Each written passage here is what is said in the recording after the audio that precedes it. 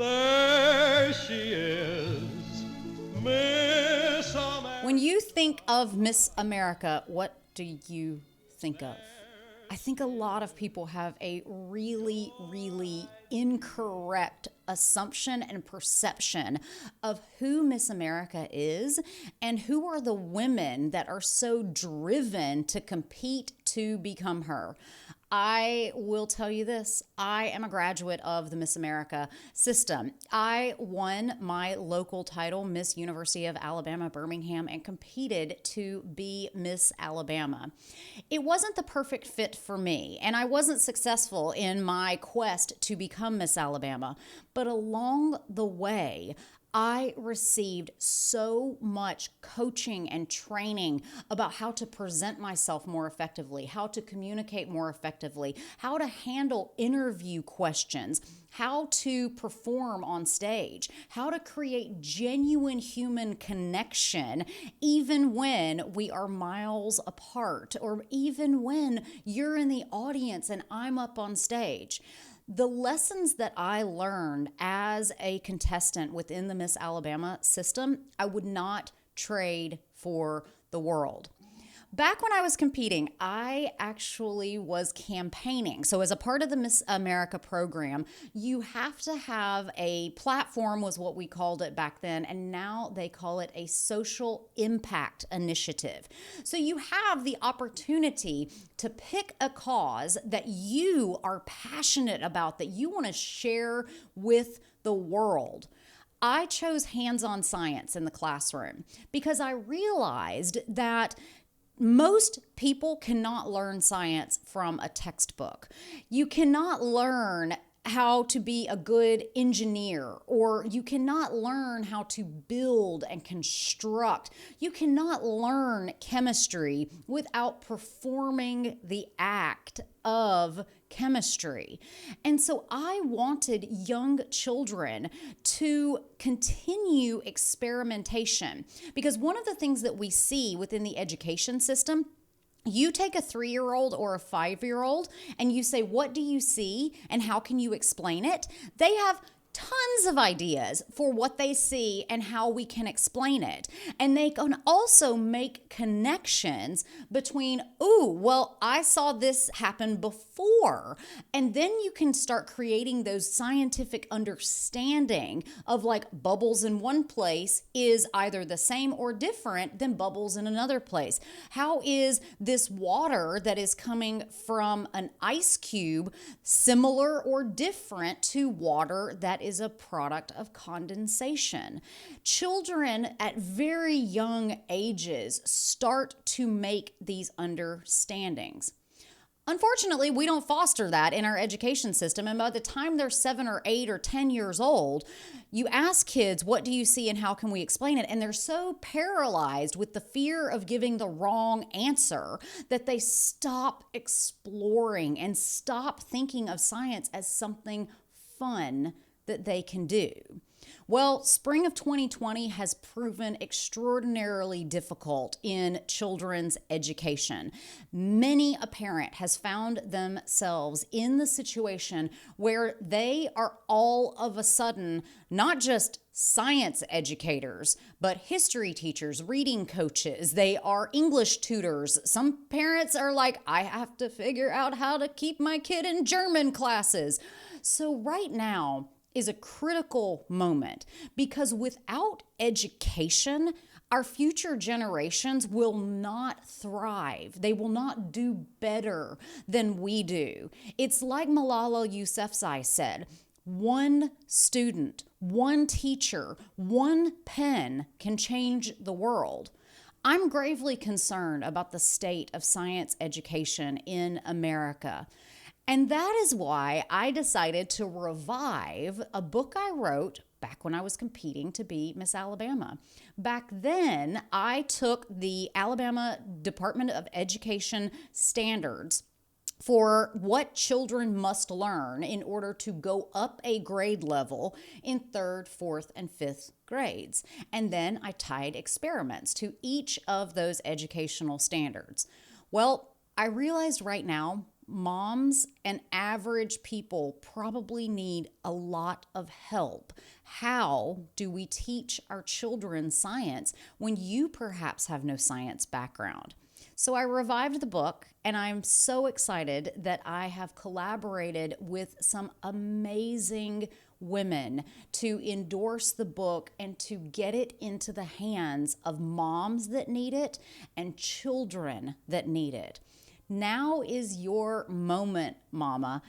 Get our book for free on my website, www.lindseyelmore.com. It's in the shop, and I cannot wait for you to see it. It's free for anyone who needs it, and we encourage you to make a donation because a portion of the proceeds go to support children's science education. Now, on today's show, I am so excited to talk with the current Miss America, Camille Schrier. She is going to tell us about her journey to get science on the center stage at the competition. I was so excited when Camille won because Camille was so unapologetically a scientist. From every piece of the competition, she was a scientist. And I'm going to play you a clip of the video that I took when Camille won, where I am celebrating the fact that a chemist and a soon-to-be pharmacist is now the reigning Miss America. Look, the chicken pharmacy school wins. The chemist takes the crown. That's what I'm talking about. After I speak with Camille, I will talk to one of the top 7 finishers at the Miss America competition, the current Miss Alabama, Tiara Pennington. We're going to talk about the work that she does to bring awareness to the plight that people with psoriasis and psoriatic arthritis face daily. Tiara is only the first in the history of the Miss University of Alabama program. She is the first African-American winner of that competition, and she is only the second Black Miss Alabama in history. We get a chance to discuss how society could change if more young girls got involved in the competition and we saw greater diversity on the Miss America stage. Welcome to The Lindsey Elmore Show, a podcast that helps you find fulfillment amidst chaos. On this show, I interview thought leaders, doctors, creatives, spiritual gurus, and game changers who inspire you to pursue your dreams, overcome obstacles, and leave your mark.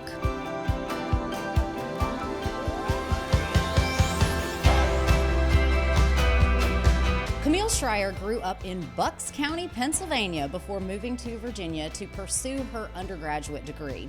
In 2018, Camille graduated with honors from Virginia Tech with a dual Bachelor's of Science degrees in biochemistry and systems biology.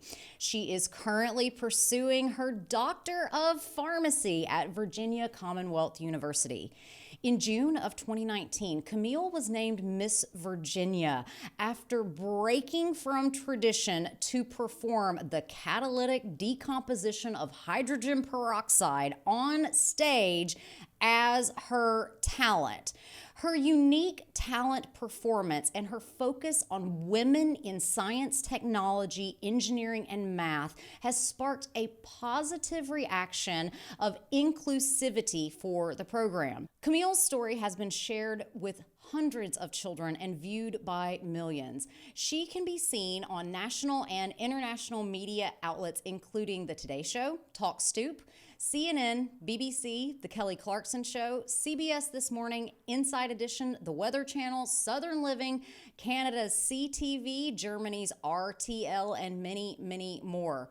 On December 19th of 2019, Camille earned the job of Miss America 2020 after completing a live on NBC show from the Mohegan Sun Arena in Connecticut.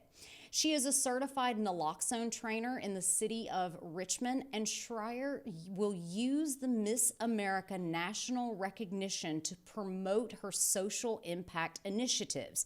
It's called Mind Your Meds, and it helps people to understand why drug safety and abuse prevention in pediatrics to geriatrics is so important. Most recently, Kamille was awarded the Engineering Champion of the Award by the Phi Sigma Rho National Sorority for her work in promoting women in engineering and technical fields. Kamille will travel more than 300 days, we hope, at some point, to share her message and advocate for change and to bring more women into science. In addition to her passion for science and drug safety, Kamille has battled with body image issues. As a young woman who previously battled an eating disorder, Kamille chose to compete in Miss America 2020 because of the redirection from physical appearance to social impact. It is my distinct honor to welcome Camille Schrier to the Lindsey Elmore Show. Hello, thank you so much, Lindsey, for that wonderful introduction and for having me. Yeah, I'm hoping that I can travel around 300 days this year. I'm not sure if that's actually going to end up happening. Well, it sounds like you may be Miss America for 2 years. So, you're going to get those days in because your message matters. Your message matters. And I will admit, I'm a little bit starstruck right now. I am a bit of a Miss America nerd. I so remember I recorded that 1993 pageant when Leanza Cornett won in that yellow dress, and I watched it. I watched it as a contestant, as a judge, and I competed within the Miss America system and fully believe in the way that it empowers women to pursue their education. And so tell us, why did you choose science, technology, engineering, and math as your platform, also known as the Social Impact Initiative? Why that direction? So it's funny, science actually technically isn't my primary social impact initiative. That is what I work on in terms of the Mind Your Meds. Got But I it. will say, science has become probably equal to what I do in terms of my time, and where my efforts are served through my time as Miss Virginia and now as Miss America. And I really wanted to focus that. I think that when I was kind of developing my personal brand going into Miss Virginia and Miss America, I was thinking about, okay, who do I want to be as a candidate? Who do I want to represent myself as? And I had always thought that I could not even compete in the Miss America organization because I didn't have a performing talent. And so I wanted to use science as my talent. That was part of who I was. It's authentic to myself and what my true passions are. And I just wanted to go all in and be the girl that when they looked at me on stage, they said, "Oh, that's the scientist." And that's what I wanted that kind of that recognition to be. And I was excited to kind of just bring that to the forefront. I was like, I'm a scientist. This is who I am. If you choose me, you know exactly what you're getting. But also, I think it's important that a figure like a Miss America that has always been seen as generally pretty superficial by the public shows that they have that educational background, shows that science is important in a kind of position that has traditionally been primarily about appearance for so long.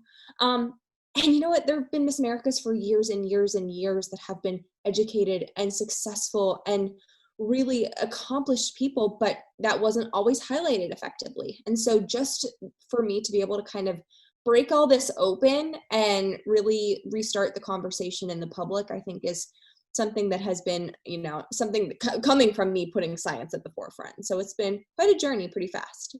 I love just that you, number one, went into the competition with a plan. And your plan was you're going to get one consistent woman across the interview, the evening gown, the onstage question, the talent, the everything. How you convinced them to let you make such a mess of the Miss Virginia and Miss America stage, I applaud you for that, because there are some strict rules when it comes to those talent competitions about what you can and cannot do. I asked, I was very concerned that I would be allowed to do something. There are a few restrictions. I'm not allowed to use fire. I asked. Yeah, I know. I was concerned about the ceiling heights because I didn't want to hit the ceiling in any venue I was in. I went through a lot of logistical forethought and planning to make sure that I would not damage anyone's property. Because I think, especially when you're doing something out of the box, I didn't want to be the person that came in and then caused damage to the venue because I was doing something different. So I think that when you try to do things that are different, you also have to be respectful of where you're going. But the only other rules that I know of is that you cannot have a live animal on stage. And I think in the 30s, there had been I think it was Miss Montana rode a horse on stage and it fell into the orchestra pit. So some of these rules come about as experiences teach the organization that maybe rules need to be changed. But that's one of the misperceptions, I think, of the organization is that, those 5 talents that you typically see, singing, dancing, instrumental talents, baton twirling, and ventriloquism, that those are the only ones that are allowed. And there's nothing in the rules that say that you can't do anything else. Yeah.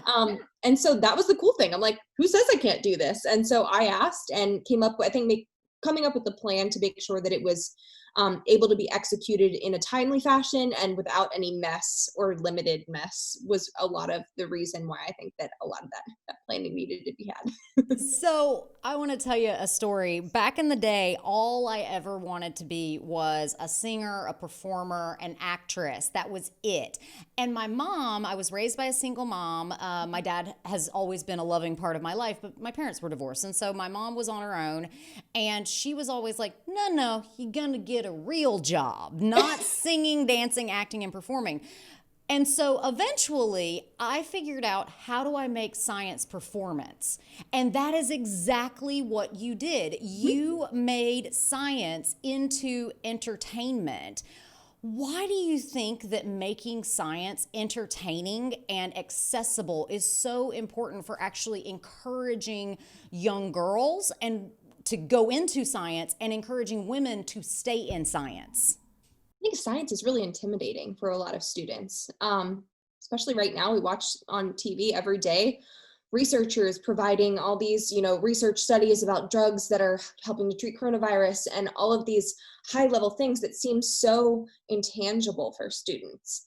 And yes, those things are incredibly important pieces of science, but to show how exciting and colorful and explosive science can be, and how maybe if I can teach them something in 90 seconds about a simple reaction, that maybe when they go into their classrooms, they're going to listen to their teachers a little bit differently, just to be kind of invigorate that inner flame in a student that says, oh my gosh, this is really cool. I'm going to listen to this and pay attention to this more. That's really what I hope to do, is to be that inspiration, not to substitute for their science teacher in their classroom, but to inspire them to listen to their science teacher in a different way and maybe be able to relate to someone. And maybe, especially for a young woman, I think that we don't have a lot of great role models for women in science right now, especially, in the media, in the influencer culture. We don't see a lot of women being like, hey, look, I'm a scientist. It's a lot of, outfits and bloggers, and there's nothing wrong with that, but I want to be that person for those young girls to say, oh gosh, well, she's a scientist, maybe I can do that in my career, and just be that more relatable figure for them. And doesn't mean that I can't be for young boys too. I can still inspire them the same way. And so it's been a really, really cool thing. I bring that demonstration all over the place, and I have done it in many auditoriums in many schools, and it's still a mess every time. Oh, but you're getting better at cleaning it up each and every time that you do it. Exactly. Another thing about being a scientist online, I know for me, I have faced discrimination because I'm too pretty, or because it's a photo of me where I am modeling in people's perception. They say you cannot put a scientific caption with your image, and I just push back on people all the time, and they're like, what does your picture have to do with what you're talking about? And I'm like, well, that is actually me. So I think it's important for us to all stand up and say, women who look a ton of different ways are also scientists. And so how did you get to this point? Did you have opportunities when you were younger to experience science? Did you have any influential teachers who influenced you? How did you decide to get 2 degrees in scientific fields and then pursue being a pharmacist? Well, gosh, first I want to say, in terms of that social piece, I feel you on that. I have a lot of people that say that I'm not actually a scientist. Me Um, too. and I'm like, well, I have 2 undergraduate degrees, and it depends on what your definition is. A lot of people only consider those who are PhD research scientists who is actively pursuing research in their career to be a scientist. I don't think that that's necessarily representative. I think of those of us who have pursued undergraduate degrees, number one, are working in the field and are pursuing graduate degrees in the field. I think that we are as much scientists as anyone else in the field. So number one, that's something that I get all the time. And I'm like, would you say that to a male counterpart? I'm not sure. But independent of that, I have always loved science. Like, I was the little science nerd. I should show you, there's a picture. I share it in a lot of my school presentations. I'm in kindergarten and I have my hair stuck up straight and I have beakers in my hands and glasses on and it says mad scientist. I was like 5 years old. And I love that picture because it's, going back to that talent piece, just like women who I competed with maybe had gone to dance class since they were in kindergarten, 5 years old. That was me at 5 years old. So there's nothing that's new here. And I always loved the outdoors. I picked up frogs and snakes in my backyard and brought them in my house. And my parents were like, what are you doing? Loved cooking and baking with my mom and dad. And so my mom's a nurse by background. I think nurses are scientists too. Of Um, course. and my dad he grew up and he was always entrepreneurial and just kind of a mechanical person. He doesn't have an undergrad degree, but he's a diesel mechanic by trade. And my parents owned their own electrical contracting company. And so the story behind that is my dad really has this engineering mind. My mom kind of has this medical mind. And so all of the things that I was doing, they were kind of like, wow, you're engineering something. You are, learning chemistry in the kitchen and, going to first aid class or lifeguarding class. I was learning all of these kind of skills that were science related. Continued to pursue that. I took every extra science class in high school that I could. I didn't have like a particular science role model or teacher that stood out to me. I really enjoyed my 8th grade science class because my teacher had us read a book called The Hot Zone, which is very relevant now. It is about an Ebola epidemic in the United States and one that happened in Africa as well. And I was like, infectious disease. Whoa, this is really cool. And I'm like 14. I was like, maybe I could do something with science that also would have to do with medicine.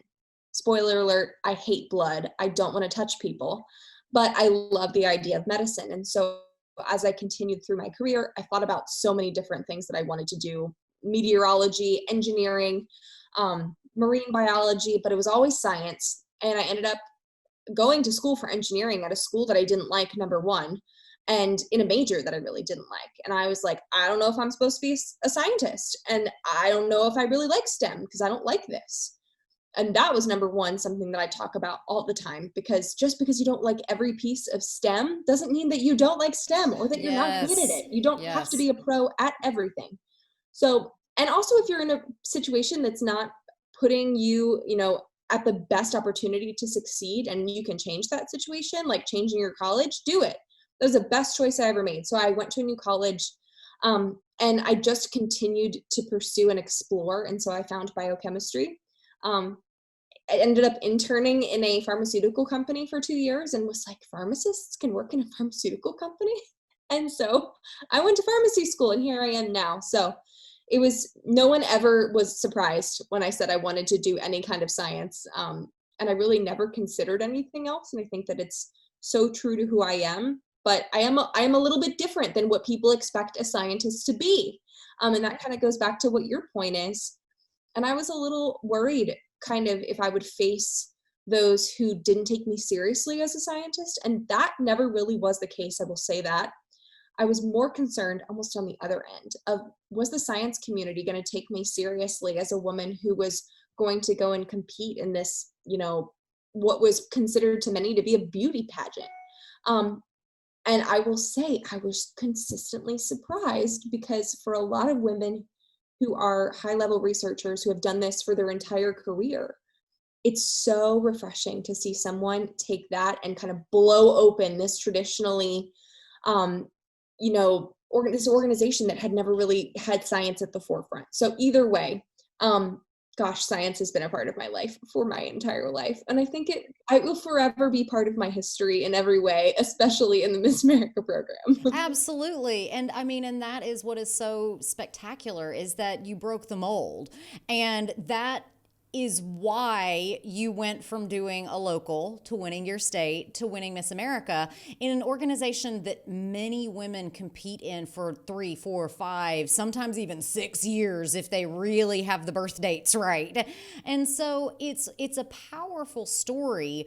And I also think that if people take a moment to really look around at what women came through the Miss America program, be it like me, I went to my local and I competed in state. I did it one time. I decided, you know what, this isn't the right thing for me. But the skills that it gave me, the presentation, the poise on stage, being able to clearly communicate your ideas. For me, writing a book that now I'm going to get to revive and hopefully instill science in a younger generation. You look around at the women who came through Miss America, and you're talking politicians, journalists, recording artists, mothers, opera performers. You're talking extraordinarily talented and intelligent women.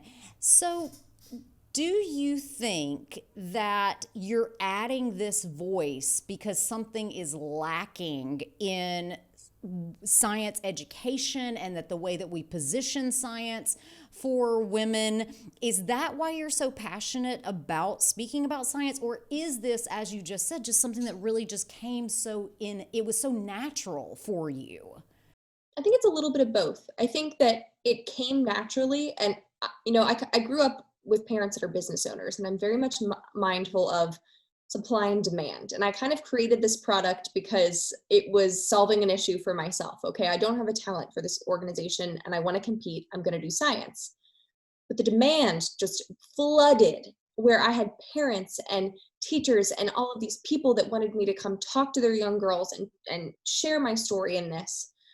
And scientists who were excited about this. And so I'm like, okay, there's something that is lacking in our society, and I'm going to try to fill that need to the best of my ability.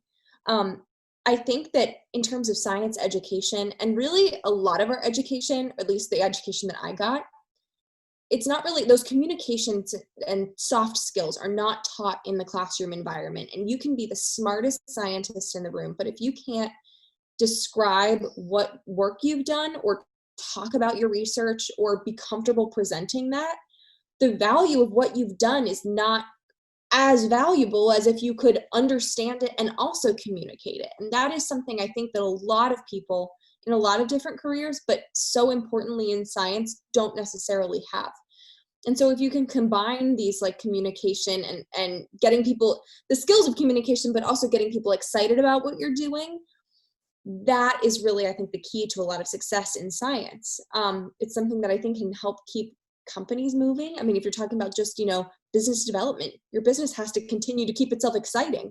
Whatever research they're working on has to be continuously exciting. And I think that that's something that I'm able to kind of bring to the forefront of, okay, we need to market science as something that people want to do, that kids want to get into. And these careers are growing so quickly that why wouldn't you want to get into a science career? You can kind of be a salesperson for science as well.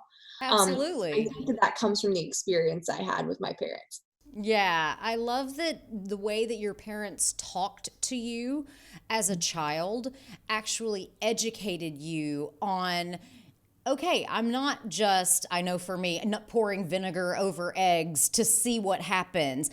You are training yourself in chemical changes. That is critically important. You're not just constructing a blanket fort in the living room. You are engineering a structure, whatever those things are. I absolutely love that. And so tell us more. So you chose for your platform to talk about minding your meds and have taken on the rampant abuse of prescription medications in the United States. Why did you decide to go this direction instead of focusing on STEM more broadly? I think that I wanted something that would touch every single person that I would meet if I were a title holder. And I knew that science was going to be part of what I was talking about anyway. And I wanted to use the opportunity to have my social initiative be something that I felt was relevant to anyone I met. Um, you would rarely find, I mean, you're a pharmacist, you rarely find someone that has not ever taken a medication in their life at some point, or independently of that, has not ever given their child medication at some point. So it's something that's so relevant to every single person and can have really intense consequences if not cared for appropriately. And so in my first year of pharmacy school, just kind of understanding the patient education techniques and thinking about a busy mom who might have multiple children that are sick, who are trying to figure out what they need to give their child if it's over the counter or just managing medications in the home, or why it's important that you need to know what the medication that you're taking, what you're taking it for, how often you're taking it, how you're supposed to take it, how you're supposed to store it. I remember being stressed out in the fake interview room trying to learn how to educate a patient because I was struggling to remember all of the pieces of information that I had to make sure that they were saying back to me. And so I'm thinking of it as, in what situations is there a potential for risk for patients in these seemingly normal and benign situations? And so I had a mom, I said, who was a nurse. And so I was very comfortable with medicine growing up. I got sick all the time. I was that kid that got sick anytime anyone else did. And my mom would measure everything out. She would have a log and know when she gave me Tylenol last and what she could give me with what, because she's so mindful. But that is because of her education in nursing school. And there are so many parents that, for no fault of their own, don't necessarily have that knowledge or education, and they can hurt their child unknowingly. Um, and so I wanted to focus on the medication safety piece, but then I went to a naloxone training class in pharmacy school. And So I feel like I am, naloxone is one of those drugs that's used to help treat opiate addiction. oh my gosh, yes. And it's the overdose It's life reversal changing. It's life medication. saving, excuse me. Yeah, it will save you from an overdose. Absolutely. I mean, in a matter of minutes. And so I didn't understand what naloxone was. And I also didn't understand the gravity of the opioid epidemic. And I was like, oh my gosh, I feel like I'm probably the only person that hasn't been touched by the opioid epidemic in some way. Now, my grandmother had been kind of, addicted to fentanyl patches in her final years of life, but That's opioid different. addicted, it is different. But so that's about the closest I get. And I'm grateful for that. But I'm like, dang, this is a huge issue. Why do we not hear about this every day on the news? 130 people die every single day from opioid overdose. That's a huge amount. That's more Um, than the people that died yesterday from coronavirus in New York State. I'm going to let you say, I agree with you. I'm not going to Perspective, go there, people, but let me just say, perspective. perspective is really, really important. And this is continuing. This has grown. It's not getting better. And so when I was thinking about, this can tie in really well to medication safety, because a lot of these addictions start from prescription medication. So I wanted to kind of make this one big wrapped up piece of why you need to be mindful of basically the medications that you put in your body. And I think a lot about, we see a lot on the news about, like, making sure that you're reading the nutrition facts on your food that you're in the supermarket. How much sugar does your food have? How much fat? And we're being really mindful, organic foods, non-GMOs, but are we really being mindful about the medications that we're putting in our body or our children's body? And why would you be so cautious about the foods that you're eating, but not be even more cautious about the medications that you're taking? So that was Absolutely. kind of how this became a huge platform that I have now connected into. And I'm so grateful that I chose that, because really, and it's become true. There is not one person I talk to that this is not relevant to. And the opioid piece is so, I mean, it's a sad fact that it's so relevant to so many people because they are touched. I hear the stories, my family member, myself, these other people that I know have been touched. They've lost their lives. They've been addicted. It is truly, we have a pandemic happening. It is a pandemic across the world, but absolutely an epidemic here in the United States. Has been for a long time. And I didn't really fully understand it until I started doing this work. And goodness, more people need to talk about this. And it's so important because it's not just opioids that can kill you. You can overdose and die from medications that you can find over the counter at your local pharmacy. And I don't think that people know these things. It simply is just like, okay, it doesn't matter. Just take another one. But it absolutely matters. And as you said, it's not just how much do I take, but when do I take it? How do I take it? How do I store it so I ensure it doesn't break down? It's a really huge continuum. So I have to say thank you for bringing pharmacists to the forefront, because pharmacists are unfortunately like healthcare's forgotten professional. We are just the ones, people have no idea what we do. They have no idea what skill sets that we have. They have no idea how much that pharmacists can actually teach them about how to appropriately use their medications. And I will also reassure you, the drug information all of a sudden one day, it just clicks and you'll never forget it ever again. Looking forward to that day. You should look forward to that day, because it is an absolutely like amazing thing to where all of a sudden you don't even second guess. Is that what this drug is for? Do I take it twice a day or is it once a day? Is the dose different when it's IV versus PO? You know, you're never going to forget it. You will, no matter what you do in life, which may never actually manifest into practicing pharmacy, but whatever you do in life, one of my pharmacy professors, because I haven't practiced pharmacy in 5.5 years, and she said, that's okay. You will still always be a pharmacist. And so, yes, look forward to that day. Couple years from now, and I'm looking forward to learning that knowledge, because that's why I went to pharmacy school, and that's why I love education. I'm grateful. I'm ready to get there again. Yes. And I also, I'm a huge advocate of residencies in pharmacy. You graduate pharmacy school thinking that you know everything there is to know about pharmacy, and then like day one on your like PGY1 rotation, you're like, I don't know anything. Because it becomes real. You are really signing your name to an order saying, give this much drug to this person. Or if you're doing community pharmacy rotations, you are actually giving someone medicines and saying, take this home and take it in this way. And it's absolutely terrifying. I remember checking my first order for Tylenol about 35 times because I was like, they might die if they take too much.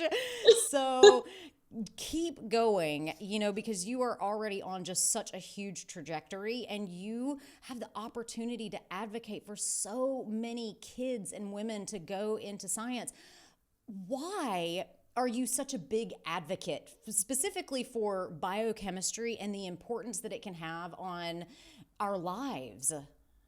Oh gosh, I mean, every single medical issue that we each have heard about, cancer, Alzheimer's, these things that might seem incurable, every single piece of that is solved with science, especially biochemistry. So any biochemistry, chemistry, and biology all combined, because they're all a little bit different.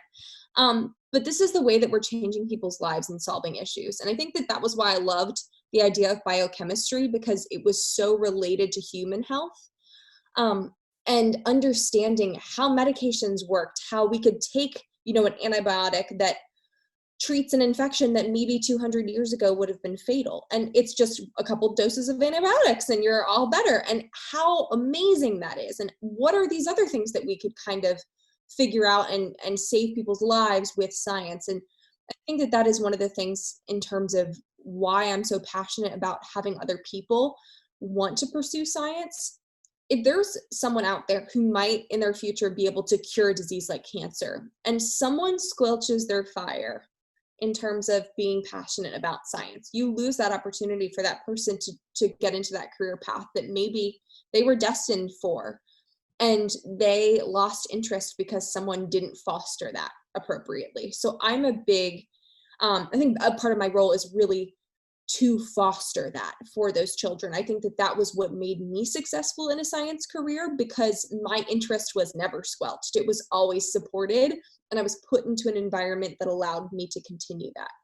And I hope to do that, because not all students have that support either in their home or with their teachers or with their friends. And so if I, with my sparkly hat on, can come into their school one day and tell them how much I love science and maybe they can be inspired, we need more scientists. Those jobs are never going to go away. They're only growing. So we need more people to go into these careers. And you've used your time in quarantine to actually evolve and grow some new skill sets. I read in a recent article that you have been learning how to shoot, perform, and do science education online. And so tell us how you have made lemonade out of all those COVID-19 lemons.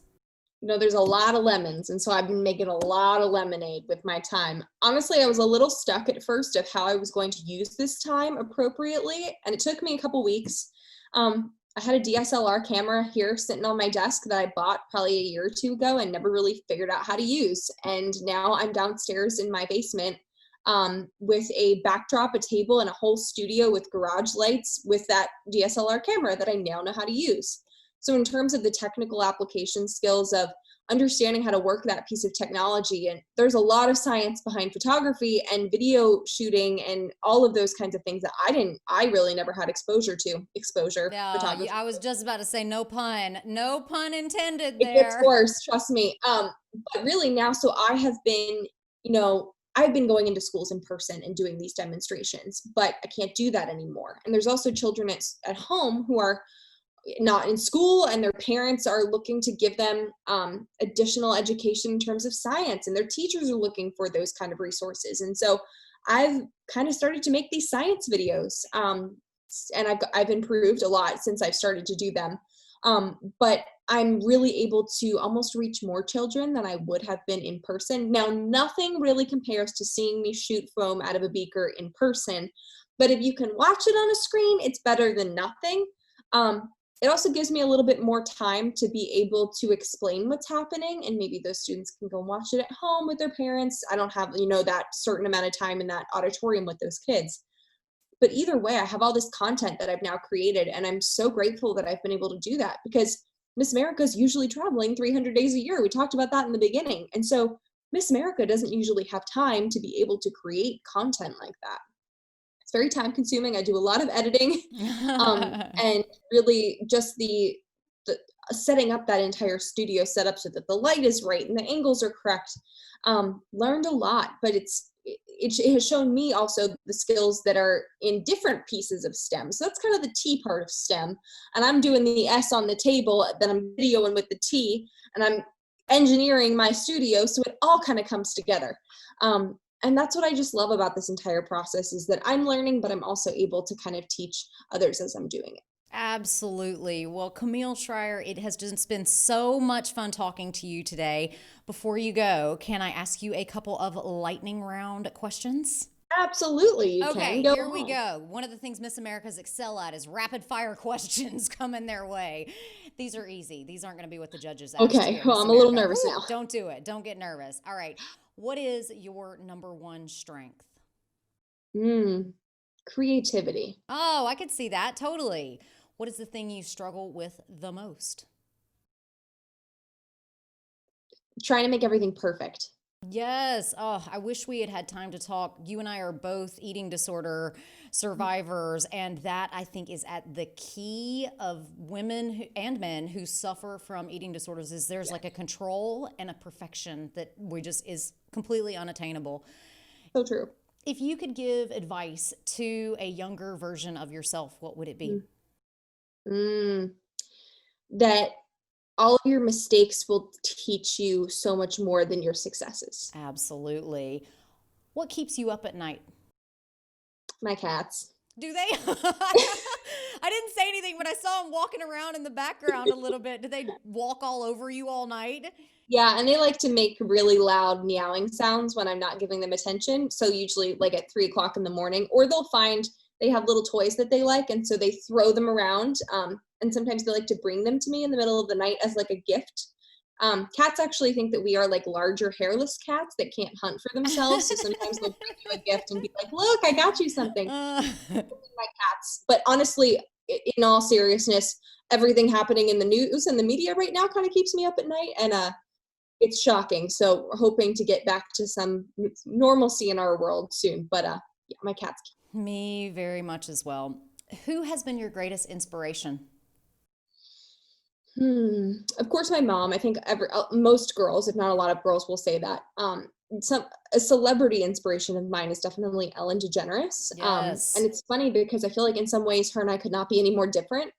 But I love those who are kind. I think that kindness and understanding is so important. Even and this again is so relevant to what we're going through, but understanding that people can be completely different than you, but you can also be kind and respectful to them in the same way. And I kind of think of that in terms of, not everyone wants to be a scientist. So I go into schools and sometimes there's kids that have no interest in what I'm doing, but being respectful and trying to make it something that they want to listen to, and understanding that not everyone has the same feelings and views and interests that I do, I think is really important. So I really admire her a lot. I really love her as well. And I recently listened to her interview with Oprah Winfrey back in 1997 when she came out on the Oprah Winfrey Show, which Cool. talk about guts. And Oprah just summed it up so well that when you cannot live authentically, it's going to eat you. It's going to be just such a burden to bear. And that's why I think as female scientists, we just need to say, like, look, I don't know where this came from. I just know I love science. And to all of our young girls listening, please listen to Camille's advice that just because you don't like one part of science doesn't mean you won't like all of science. I started as a biology major, could not stand taxonomy, hated it. I could not stand the memorization that went into it. So I became a chemistry major and got a degree in chemistry, and then, went on to pharmacy school. And now I'm a natural wellness advocate. So knowing science can open up so many doors for you. Last question. God to you is? Hmm. God to me is someone that has a plan for me that I don't know about. And I think that more than anything through this process, we talked about how quickly this happened for me, that there was some reason I was supposed to do this. And it was more than what I thought I could do, but apparently I was meant to do all of this right now. So I really think of that more as, that there is a destiny there for me, and it's not up to me to decide what that is, but just that I will follow that. And even when things go wrong, that it's part of the plan. Absolutely. That to me has given me so much comfort because I look around at the world around me and I go, none of this makes a lot of sense right now, but I understand if I trust the process, the universe always has our back. God is always a presence there in my understanding of the world. And so Camille Schrier, Miss America 2020, a soon-to-be pharmacist and advocate of science in all people, but especially in young girls and young women.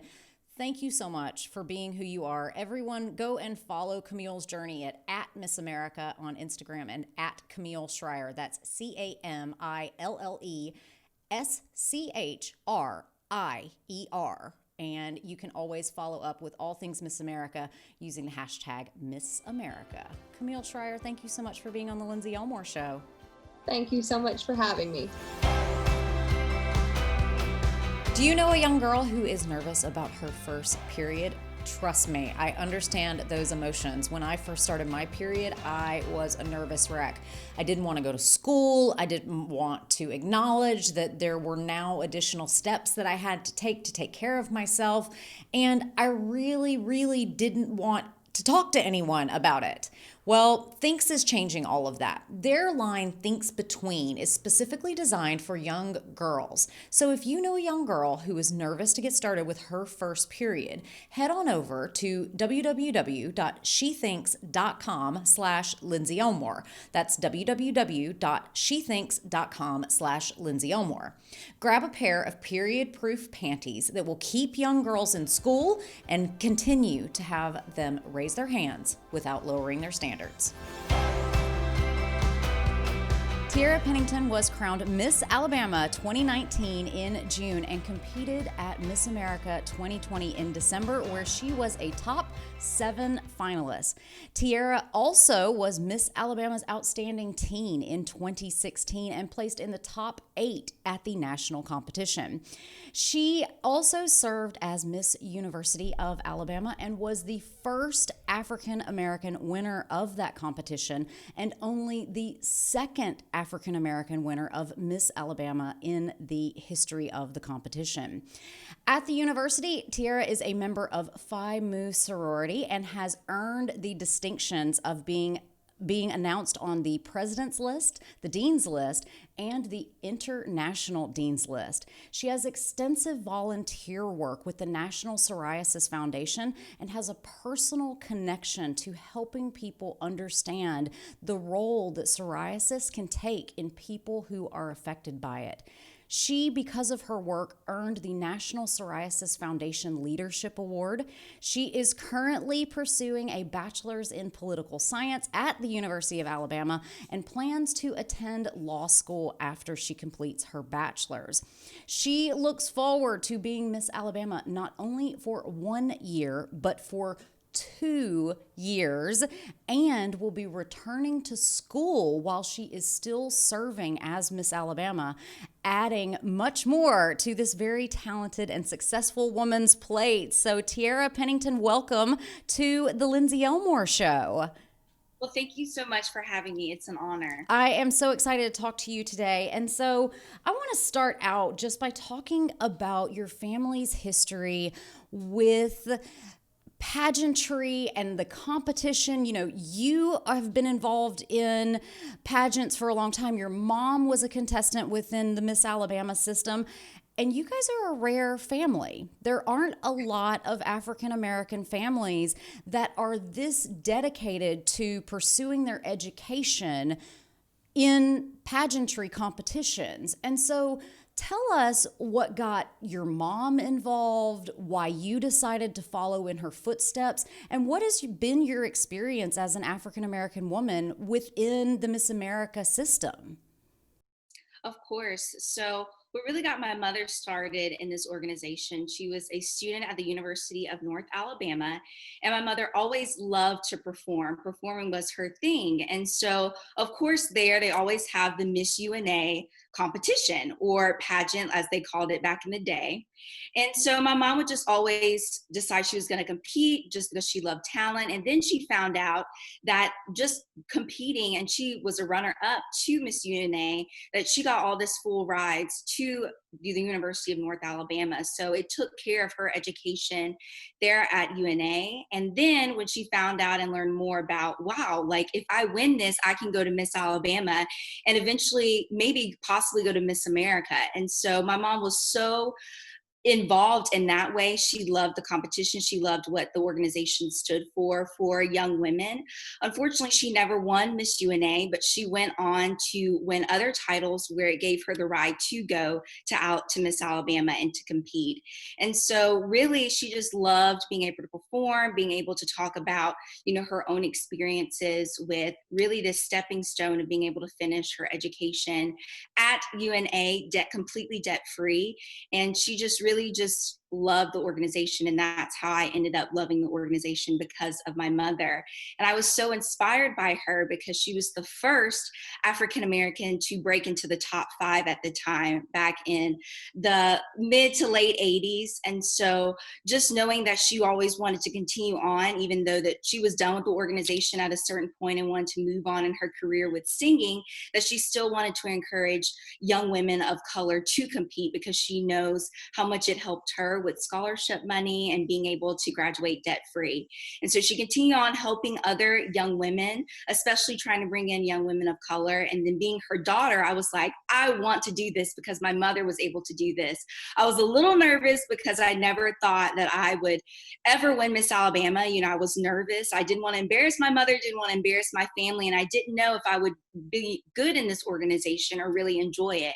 And I just loved it, enjoyed it. And then when I found out that I was pretty good at at it, then it just set the cells from being in the teen competition to going on to winning Miss Alabama's Outstanding Teen back in 2016, and then going to nationals, which was just a whole experience of itself, being able to compete and make friends all across the country. And then after that, I took a break for a little bit and decided that, I don't know, like I've already paid for my education. I decided that I wanted to go to the University of Alabama. But after sitting out for a year, I thought, I want to do this again, but this time for fun. The first go around, it was really about winning that scholarship money and being able to go to my dream university. But this second time around, starting out in the Miss program, I knew that I wanted to do it for fun and that I wanted to do it for enjoyment. And I loved every single moment of it. I competed for 2 years before I won Miss Alabama. And here I am, Miss Alabama, for not only 1 year, but going on a second year. So that will be fun, as well as going back to school. So trying to juggle and balance both of that. But when it comes to my experience in the system and being a Black woman, you know, you always don't have that many representatives here in this organization that you think, oh, wow, they look like me. But I always thought, you know, I want other young girls to have that experience that I didn't have. I want them to see a state title holder, a woman of color holding that position. And it's just really opened my eyes, especially when I won my local title, being the first African American to hold the title of Miss University of Alabama, that I would go to on different appearances, and young girls and their mothers would come up to me and they would say, I want to thank you because now my daughter has someone who looks just like her, who's representing the state, who's representing the University of Alabama, when all you think of is football. But now we know more about this organization because of you and because of the scholarship opportunities. So that has been my main goal and my mission this year as Miss Alabama, to bring not only all women into this organization because it's fabulous for different life skills that they'll need, but specifically women of color, because I think it's something that a lot of women of color don't think maybe they're into, or just think, oh, it's just a frou-frou beauty pageant. But this is a competition that will build so many different skills for you, and this will be so beneficial. So that has been one of my goals this year as Miss Alabama, to branch out and to bring other women of color in this organization. I agree with you on two fronts. Number one, if people don't see goals in front of them as a representative of like, oh, she looks like me, they don't think of it as a possibility. And so I completely agree with you on that. And then I also know that people do frown upon, and they're like, oh, it's just a pageant. But I learned so much from my time competing about, you know, the skills that you craft as a speaker, as a connector of other people, of learning from others is so true and profound. So what do you think would shift within, not only within the organization, but also just within the world around us, if more young girls of color knew that this was a possibility for them? You know, speak to what has changed in your life and how young girls of color can leverage this to further their education.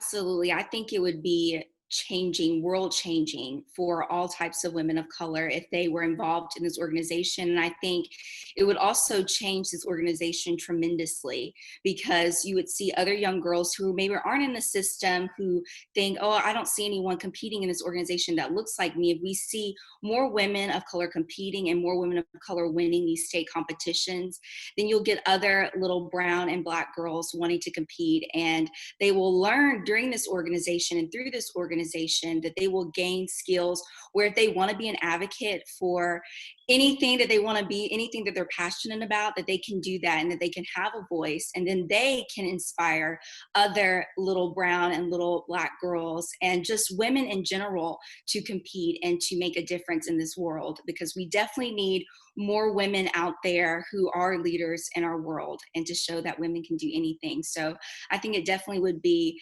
mind-blowing and changing, world changing with this organization. Yeah, I agree. I mean, I remember when Nina Davraluri was crowned Miss America, and as the first Indian American woman, and I had the privilege. I have a friend who's been involved with the Miss New York organization for like 20 years, and so she knows all the Miss New Yorks. And so I had the opportunity to have dinner with Nina's mom not too long ago when I went to the Miss America competition back in 2018, I guess that was.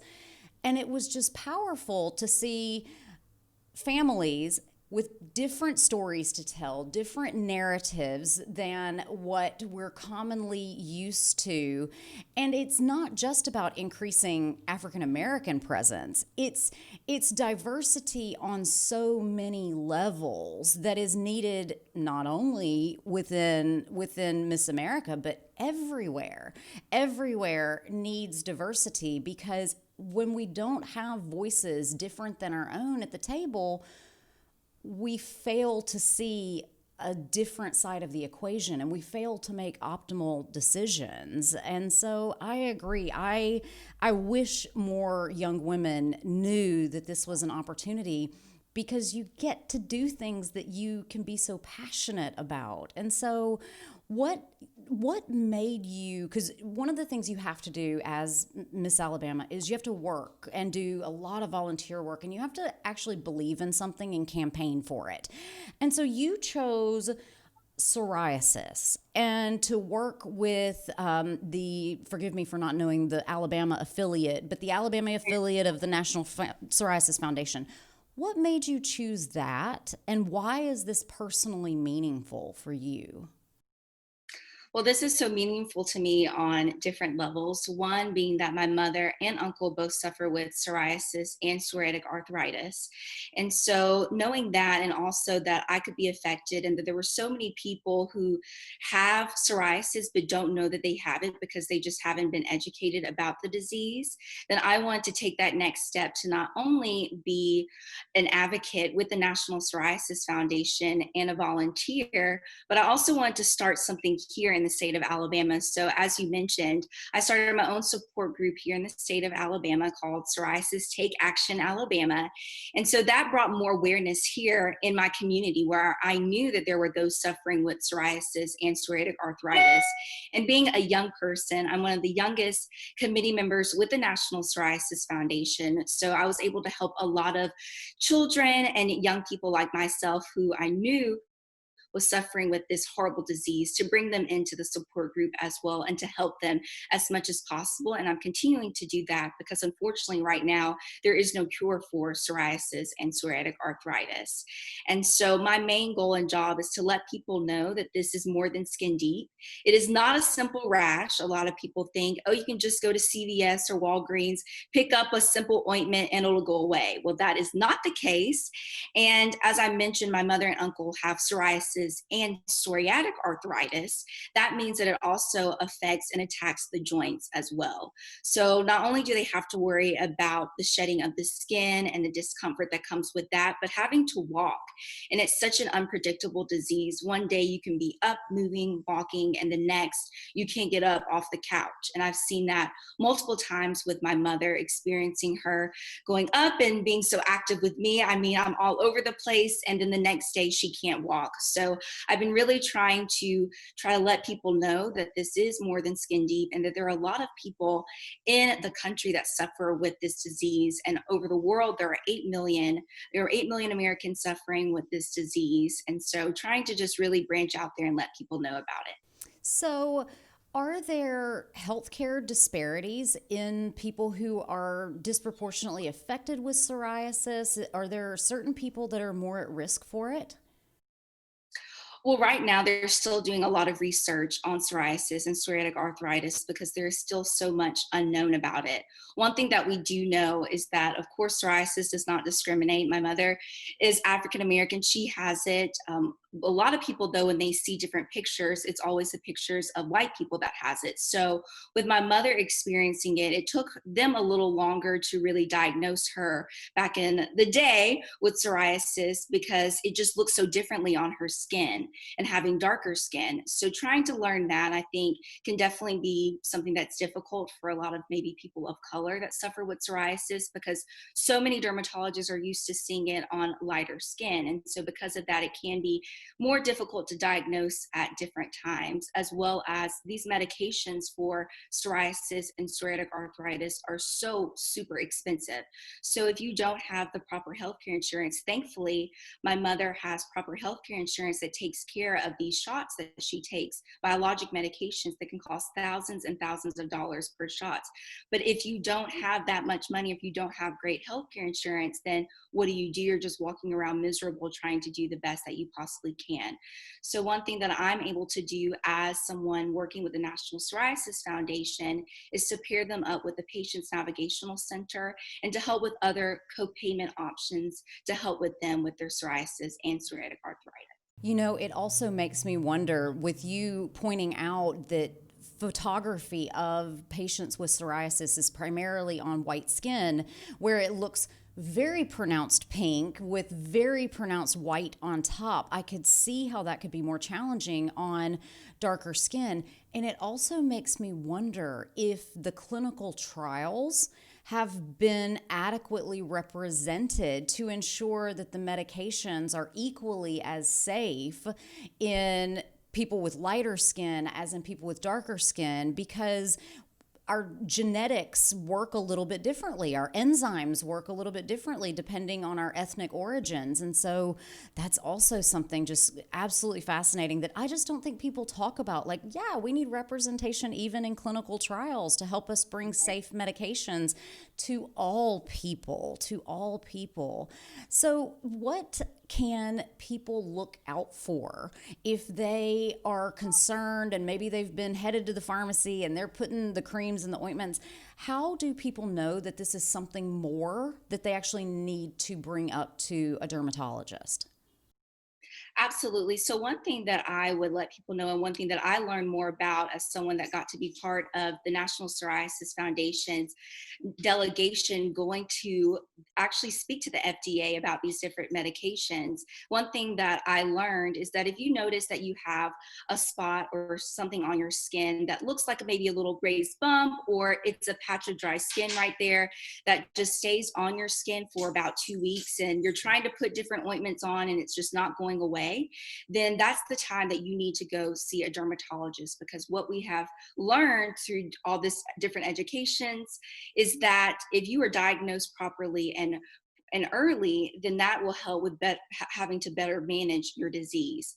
So that's one thing that I let people know, because if you spot it right on and you go ahead and go speak to a dermatologist and try to work with them on different medication options, then you will have a better time at being able to manage it and keep it where it doesn't turn so severe, like my mother has had to deal with and thousands of other people suffering with psoriasis. I also would like to say that you can have psoriasis or know someone that has psoriasis in your family and not develop the psoriatic lesions on your skin, but you can develop psoriatic arthritis. So you can never even have any skin issues, but have joint pain. And if you know that someone in your history with your family has suffered with psoriasis, and you just notice that, hey, like I'm having really discomfort in being able to walk and move, and I know that this has been happening for 2 weeks, then I need to go see a dermatologist who can link me up with a rheumatologist to try to help me with that as well.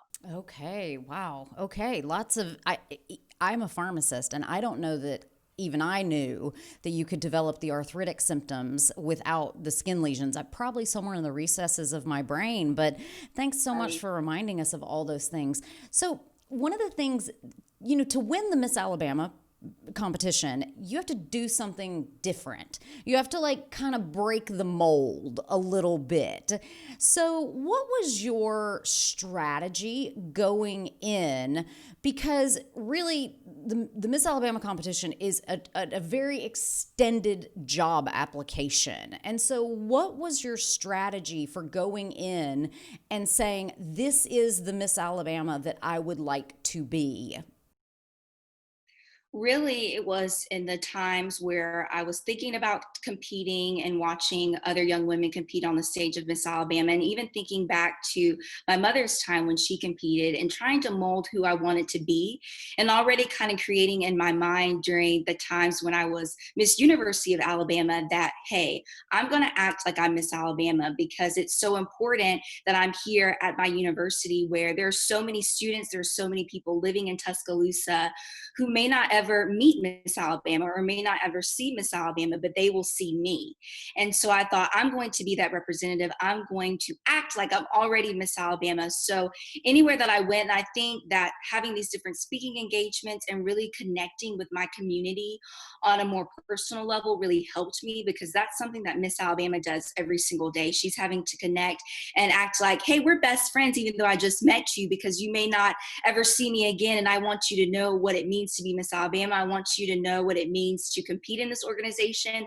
And I want you to know that I'm trying to make a difference. And I hope that I leave this footprint in your life where you never forget me. So I tried to always have that in the back of my mind everywhere that I went as Miss University of Alabama, and really just trying to work super hard on my social impact, which is working with the National Psoriasis Foundation, and also working extremely hard on my talent, because singing is another way that you can connect and engage with all types of different people with different backgrounds. And so really trying to work with that, as well as just trying to stay up and current on what was happening around me with the news, what was happening out in my community, and just trying to stay as engaged as possible. And knowing that at the end of the day, when I get to Miss Alabama week, that I have prepared, I've done everything that I possibly can do to be ready.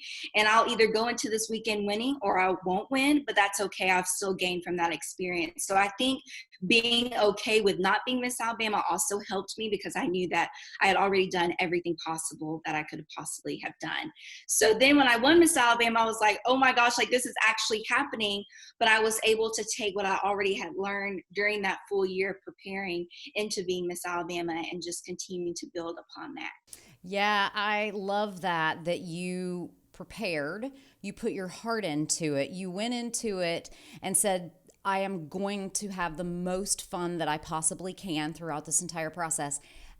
But the most important thing I think that you did was let go of the outcome. You said, whatever happens, this is going to be a wonderful experience all around. So, Tiara Pennington, it has been so much fun to talk to you today. Thank you so much for being here. Well, thank you so much for having me on. It's been an honor to get to know you just a little bit during this time. And I will definitely be following you in your journey, because you continue to do amazing things and to bring all these different stories to life. So I appreciate it. Well, I thank you so much. And, it really does go back to you and I had drive for our entire lives. And I know I am so grateful for the time that I spent competing within the Miss Alabama system, because it allows you to hone those skills and craft those skills. So young girls that are out there listening, especially young girls with black and brown and all the different shades of skin tones, please consider being in your local organization's competition, because I know that this competition changed my life for the better. And I really don't know any woman who has competed that cannot look back and say, it may not have been perfect, but I gained so many skills, so many friends, so many connections with women that go on to do amazing things. So, all right. Thanks again, friend. Thank you. And I definitely agree with everything that you just said. So have never met any young woman who has said, man, I wish I had never done that before. And like you said, it may not be perfect, and we still have a long ways to go with trying to make sure that we find different representatives that represent a lot of different people from different backgrounds and different cultures. But like you said, it's a great way to hone in these different lifestyle skills that you continue using for the rest of your life. And we've definitely made great strides in the past few years with, moving away from the swimsuit competition and making it way, way more interview driven. I mean, the amount of talking in the last year's competition was intense. And like, you can see how you have to learn to really control those nerves, because you're speaking to national audiences on stages in front of thousands of people. So I know we were wrapping it up, but like, give us just 30 seconds on your nerve and anxiety and stress management techniques that you use not only on stage, but everywhere. Honestly, this whole year and now going into my second year has been to just go with the flow. And Miss Nan Tenenbaum, who is the executive director, will tell you the exact same thing. We have had such a blast together because she has supported me and letting me know that, she's so glad that I'm a representative for this state, and she couldn't have picked anyone better. She's so glad that I am Miss Alabama, but that we're just going to go on this ride together, and you just have to believe in yourself. And so I want to thank her for always believing in me and just taking that with me to Miss America and just thinking, hey, I'm here for a reason. I can do this. The judges would not have picked me if they didn't think I couldn't be here. And just to use this chance and opportunity to just go out there and let them know what I'm all about. And so that's kind of what helped me get through all the nerves, because I did have to do a TED talk about my social impact, which was so powerful, because I thought, wow, I think now people really understand what psoriasis and psoriatic arthritis is all about. It's because of this moment. And so I'm so glad that I've had all these different opportunities to just grow and to be able to do things that I never would have thought I would have been able to achieve. Fantastic. Tiara Pennington, thank you so much for being on the show today. Thank you so much for having me. Hey, and before you go, they can follow you on Instagram. What's your Instagram?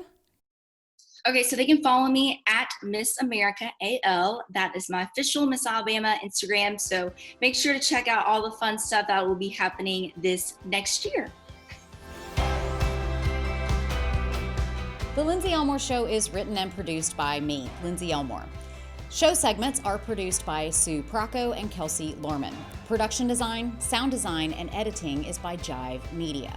If you have a question about this or any other episode of the podcast, send us an email to hello@lindseyelmoreshow.com. And hey, since you're still here, take a moment to subscribe, rate, and review this podcast. And while you're at it, go over and follow us on Instagram @Lindsey Elmore Show. This helps us bring the pod to more people.